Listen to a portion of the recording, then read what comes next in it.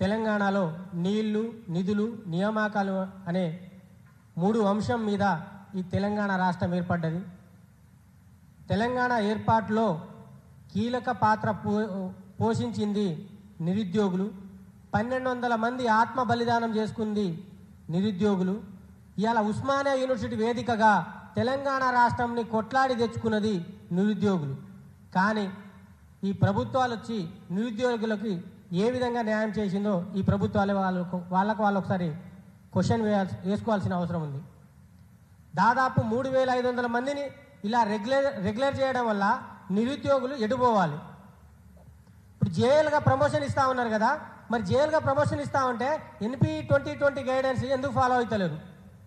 మరి అది ఫాలో అయితే స్కూల్ అసిస్టెంట్ టీచర్లకు జేఎల్గా ప్రమోషన్ పోతాయి. కానీ వీళ్ళు కావాలనే రెగ్యులర్ చేసేసి ఇప్పుడు జనార్దన్ చెప్పినట్టు మా నిరుద్యోగులకు అన్యాయం చేసే ప్రయత్నంలో భాగంగా కుట్ర చేస్తూ ఉంది కాంగ్రెస్ ప్రభుత్వం. మరి స్కూల్ అసిస్టెంట్ టీచర్లకు జేఎల్ ప్రమోషన్ ఎందుకు ఇస్తలేరు? వాళ్ళలో పీజీ లేదా? ఉంది. మరి హెచ్జిటి వాళ్ళకు స్కూల్ అసిస్టెంట్ ప్రమోషన్ ఇస్తున్నప్పుడు జేఎల్ వాళ్ళ స్కూల్ అసిస్టెంట్లో చేసిన జేఎల్ వాళ్ళకి జేఎల్ ప్రమోషన్గా ఎందుకు ఇస్తలేరు? ఈ విధంగా క్రమబద్ధీకరణ చేసేసి ఎవరికి అన్యాయం చేద్దాం అనుకుంటున్నారు.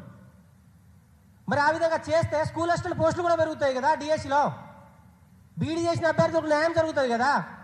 నువ్వు 70% ప్రమోషన్ వచ్చేసి హెచ్జిటి వాళ్ళని తీసుకుంటావు, కానీ 30% ద్వారానే మాత్రం స్కూల్ అసిస్టెంట్ పోస్టులను బీడీ అభ్యర్థులతో భర్తీ చేస్తావు.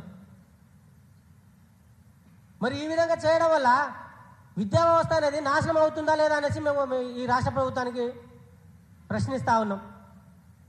ఇప్పుడు కార్పొరేట్ విద్యా వ్యవస్థను బాగా బలోపేతం చేసేసి ఈ నారాయణ, చైతన్య, శ్రీ చైతన్య లాంటి వాళ్ళని ప్రోత్సహించి మరి ఇట్లా వ్యవస్థ అంటే దొంగ సర్టిఫికేట్ వాళ్ళకి మీరు లెక్చరర్గా చేస్తే మరి వాళ్ళు ఏ విధంగా బోధించగలరు?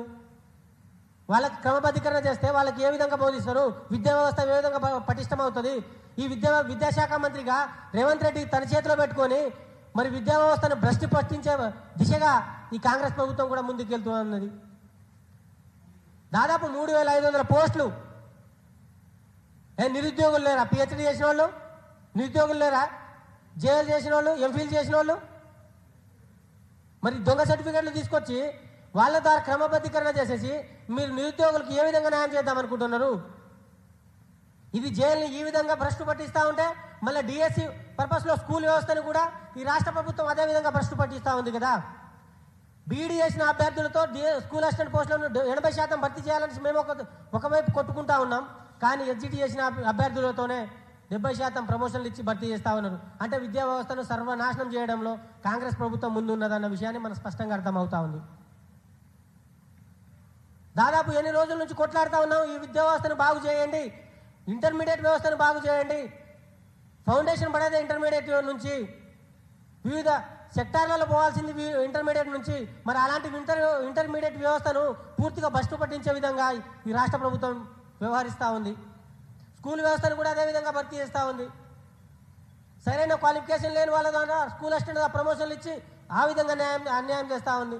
నిరుద్యోగులు బీడీ అభ్యర్థులకు పూర్తిగా అన్యాయం చేస్తూ ఉంది.